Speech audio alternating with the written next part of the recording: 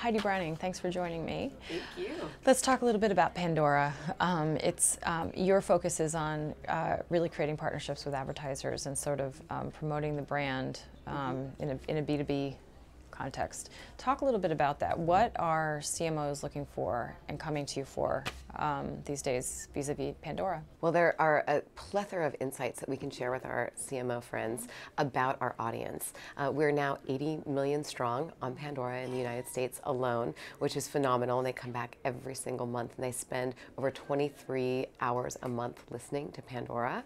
And so when we look at that, we have the ability to understand who they are, where they are, when they're listening, what device they're listening on. We can see how consumer patterns have shifted from web to mobile, from mobile to tablet, from tablet to phablet. And we can start to bring these insights to marketers to help spark special ideas around when do I connect with the consumer, how do I be a part of their daily lives, and then how do I sequence a story, tell my messages by leveraging this data and insight in a smart way. Now, I know that you don't oversee per se the consumer brand. Simon's in charge of that, but how do you guys connect? Because obviously consumer brand engagement is so vital to make all this happen too. Well, Pandora is one of those fortunate places that's a passion brand, right? We have a really passionate, loyal audience, and that's due to the personalization. And we use personalization to drive our business, to drive our ideas with our clients. So Simon and I partner arm in arm when we bring ideas to market. For example, we do personalized concert series, which are really a value for our listeners, our Pandora listeners. They're custom concerts where we use our data to identify the top trending artist in any given city. We then invite only the fans of that band in the city, and then we create this opportunity for a marketer to bring that value experience to life. And once we're there in this concert environment, we take all kinds of branded content, audio content and video content, so that when the concert is over, then that can be shared and extended nationally to that brand's audience. So that's key, that branded content component. I know that you actually have an entry in the branded content category here at Cannes.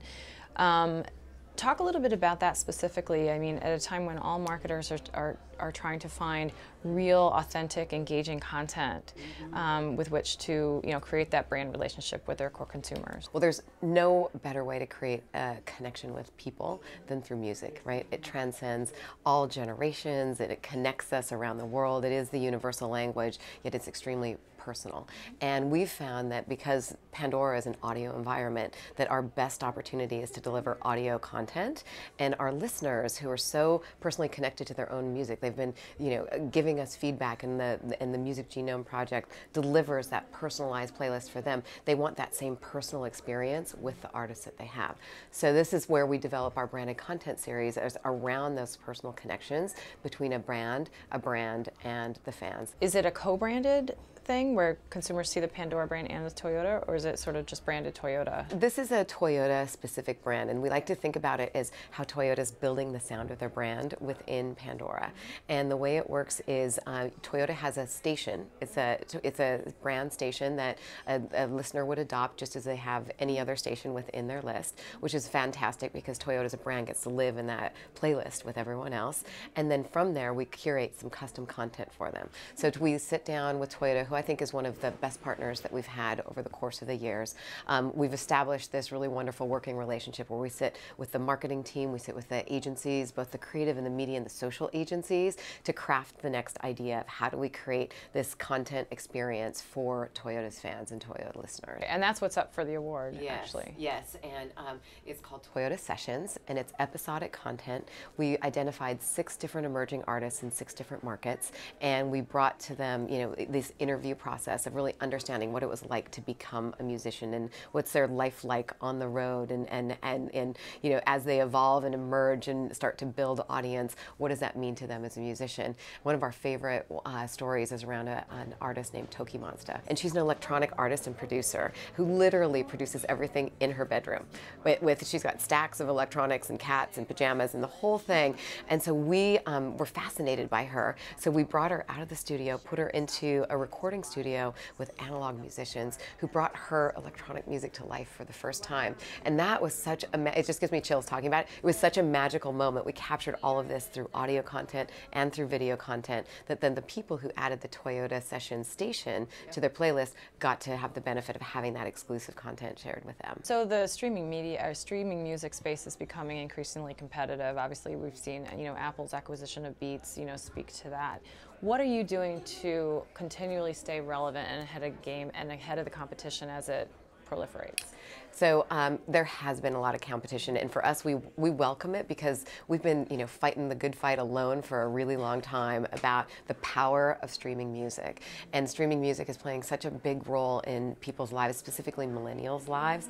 A study just recently came out from Cassandra that 78% of millennials listen to streaming music every day. And we know that because we see that through the data and the insights that we have.